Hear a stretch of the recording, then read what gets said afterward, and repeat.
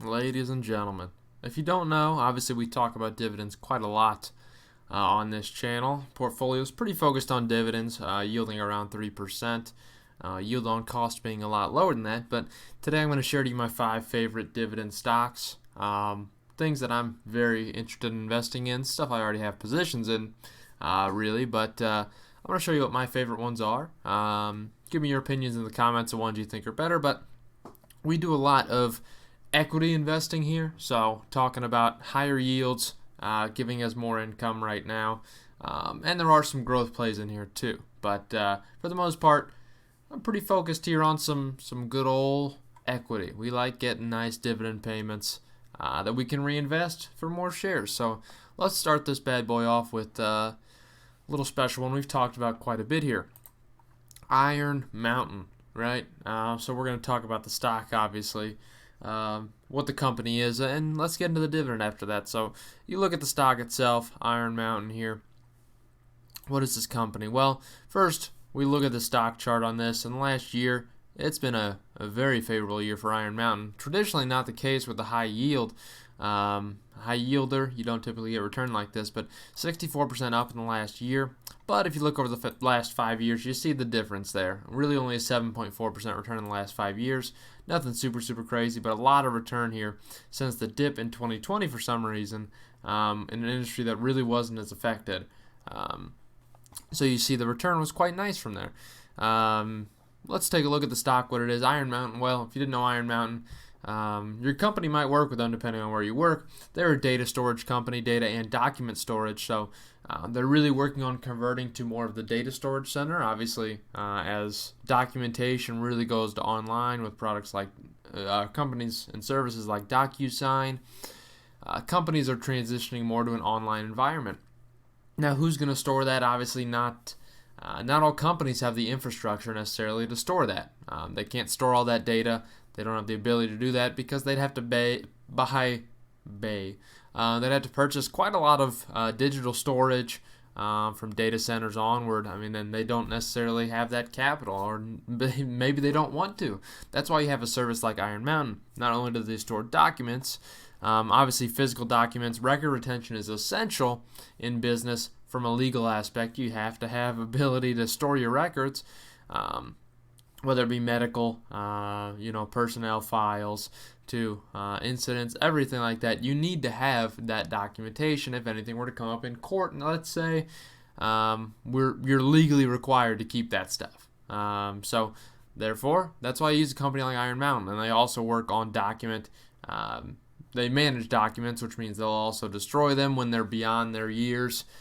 Typically, depends on what the document is, but it'll typically, by law, have to be stored for 5 years, 10 years, and then after that, it can be destroyed. So that's something there that they certainly focus on. So obviously an industry that's essential, and it always will be essential, as they transform to more data storage. Still an essential industry, but documents, physical documents, will always be part of the business world. They always will. A lot of stuff's still going to get done on business. Obviously, they've transitioned a lot to companies like DocuSign, where you can sign digitally, but data storage still going to be huge. Document storage still going to be huge. Let's look at the dividend on this company. You see a forward yield here of 5.83%. Quite a nice yield on that bad boy. You're talking about a 6% yield. It's pretty significant. Dividend growth of 7 years. Not quite accurate, because if you look at the history, which we will, it's not quite there. 62 cents is the last dividend paid there. They pay quarterly, so every 3 months. But if you look at the dividend history, obviously the company's been paying for 11 total years now. The growth on that isn't necessarily fair, because if you look at this, they had a couple times where they paid quite significant special dividends, 2014 and 2012. So that really affected their dividend growth, because really they have been growing consistently since they started paying a dividend. Pretty nice, but I like it. I like the stuff here. And you look obviously in this chart quarterly. Look at that consistent quarterly dividend. But that's Iron Mountain for you. I think it's a good company, obviously an essential industry, and one that has shown that they're going to be continuing to raise dividends annually. They're going to do it. So a company I like a lot. Next, we have Arbor Realty Trust. ABR stock, it's done a lot for me, right? So not only has this been a fantastic dividend payer, but you look at the capital gains that you've been able to get over the last little bit.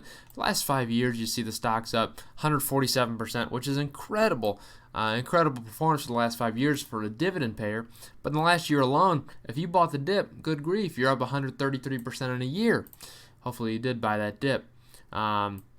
Really, the stock dropped to $4 at one point, which is crazy. 52-week low, $7.40, but it did drop to $4 back in April of last year. That's crazy stuff because it's up 330% from there. And obviously, I bought more when it dipped down. Can't lie to you, because I like it. This is a company that's paid great dividends, great stuff. You look at what it is. Obviously, it's important to know the company. You got to know there is more risk with a company like Arbor Realty Trust because of the fact that this company makes money off of commercial and multifamily loans. So anytime you're focusing on a lender, whether it be mortgages or the like, you know there's risk obviously associated with it. With an industry like this, last year where we were foregoing mortgage payments, it definitely impacts the business. But we've gotten to a point where obviously we're past that. The company's made it through, and we're no longer going to be going with those. We're going to be, actually foreclosing on these houses now eventually for people who aren't paying their mortgage now. Eventually, obviously it's going to be a slow process because I don't think necessarily. I think in the United States we have a bad process of just giving away free stuff nonstop, and people want more free stuff because of that. It's like pretty much giving in to your whining child every time they want something. Not a good idea, not good. You're not going to raise them right. We're not raising people to save money right by not letting them pay their mortgages when they've been back to work for quite a while and making too much on unemployment. Is that too much? Sorry, but yeah. Eventually, we'll get to the point. This company is obviously going to normalize, stabilize in revenue. But they've made it through the worst of it, and the dividend's not any worse because of it. You look at the forward yield on this thing of 7.67%. Pretty nice. Pretty nice stuff. 21% 5-year growth rate on this company. They pay 34 cents in dividend, and they pay quarterly as well.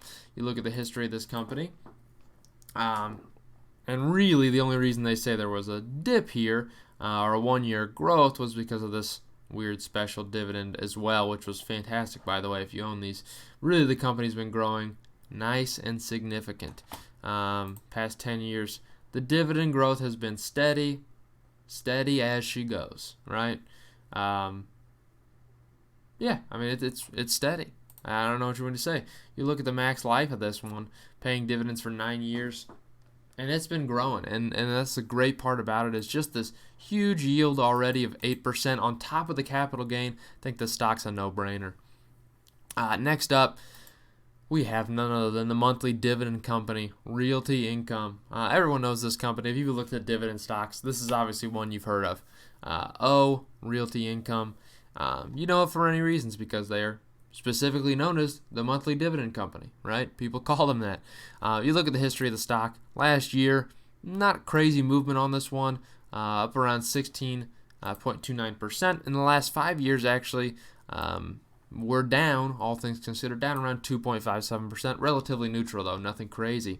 Hasn't quite recovered. It was up quite a bit, but then obviously the dip, the crash of 2020 here in March and April has been very unfavorable for it. Since that time has recovered right around 56%, but you're still not near the highs that you saw in February of over $80 a share.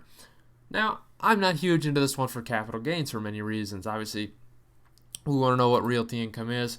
Obviously, they lease properties to tenants, so variable businesses here in what they're able to own. So great stuff here. 611 consecutive monthly dividends paid. I mean, that's why they are the monthly dividend company.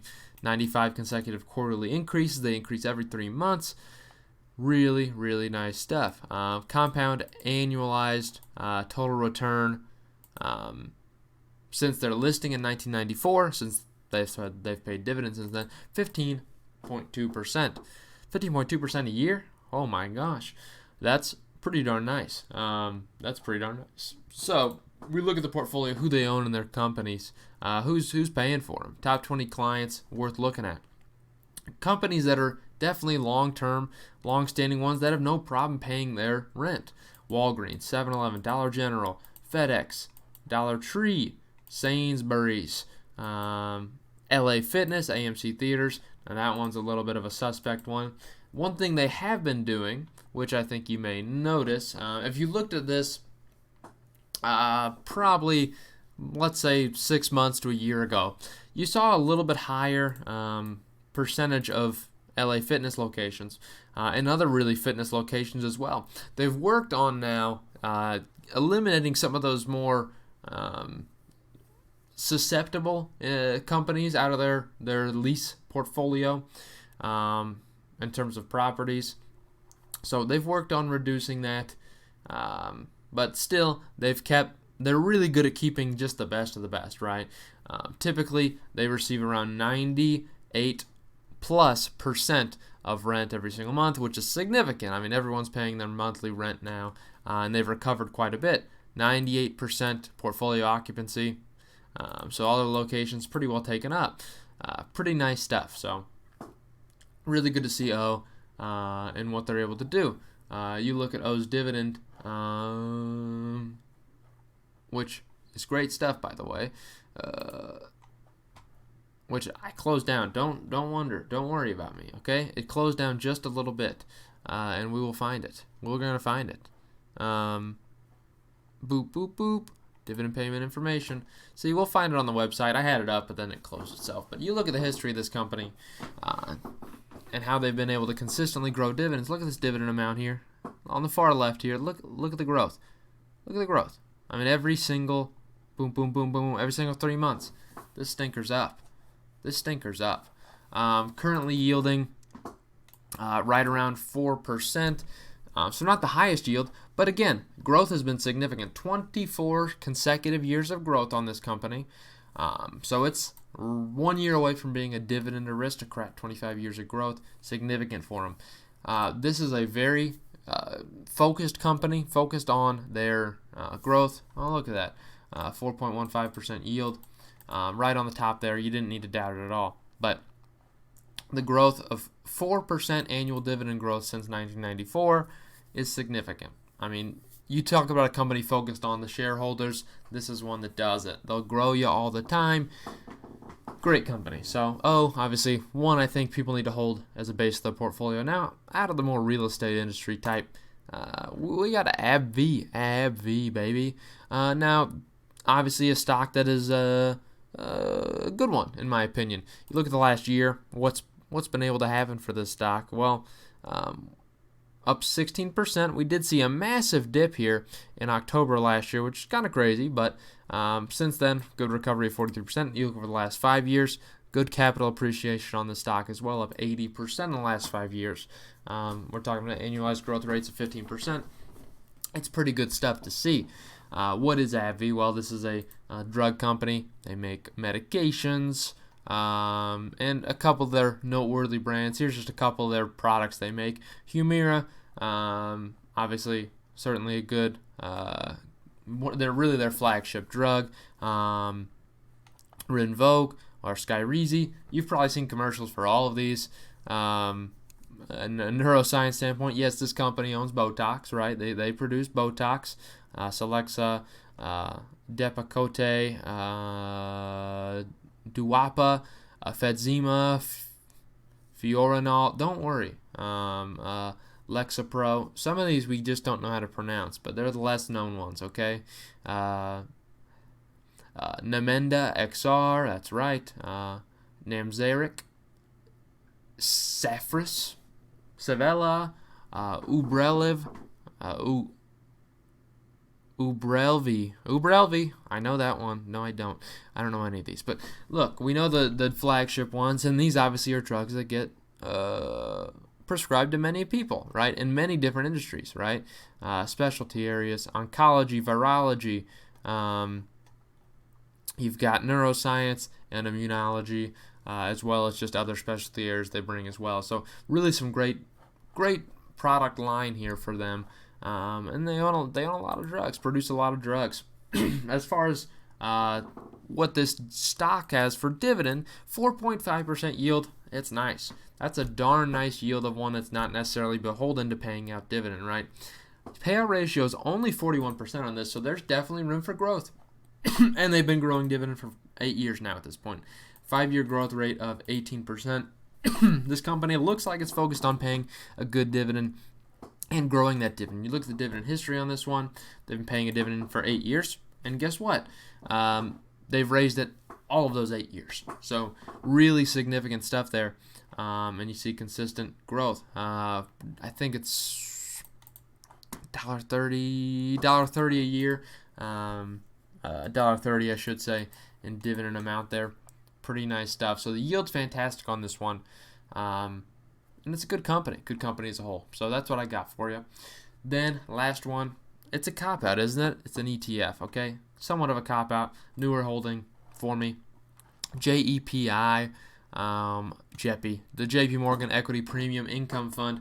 This is one that previously was only available to an extent for those who had a minimum buy-in of, I think it was $1 million. I swear it was.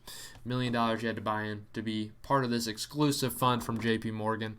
They've let the layman, you and I, get invested in this, right? The plebeians, we can invest in this now. What's so good about this one? Well, obviously a newer fund. You look over the last year, started May of 2022. Interesting time to start. Or May of 2020, I should say. What am I talking about? Since then, since inception, really listing up 21.5%. Not too bad, all things considered. I can't lie to you. But what we want to do is talk about the dividend, right? That's what we love about this one. So, dividend is darn nice on this one. So 30-day yield here of right around 8%. Seems pretty crazy. Obviously, you need to know the payout ratio is 0.35% net payout ratio. But a yield of right around 8%, which is nice, and you saw capital appreciation. Now, one thing you need to know about this one is it's not necessarily a dividend growth story because it's variable payments. Every quarter, or they pay monthly. Every month, it depends. It depends on their holdings. So you see monthly it changes month by month on the far right column here. Pretty nice stuff. Now you want to know what they hold? Well, this is this fund holds some pretty quality companies. We can zoom in a little bit for you and zoom a little bit to the left. So quality holdings like none other than Microsoft, Intuit, Accenture, Target, Amazon, Eli Lilly, Alphabet, otherwise known as Google, UPS. You know these companies, Costco. You know all of these companies. AbbVie is in there. What can I say? T-Mobile. I mean, Pepsi, Procter & Gamble. That you know these companies, right? A lot of these pretty good, consistent dividend payers. But then you have others like Amazon here, which are more in there, and Google, more in there for the capital appreciation standpoint. So holdings pretty significant on here. They own some great companies in this fund. And it's managed by some great, very intelligent people behind this fund here. I've been in the game for 30 plus years, so they know a lot about things. I mean, they're pretty experienced in the investing game. It's just good stuff. What can I say? I like what this company's able to do. JP Morgan, quality fund makers. And that's what I got for you. So that's the dividend fund for you. These are the dividend stocks I think you should invest in, personally. That's what I got for you today. Hope you enjoyed.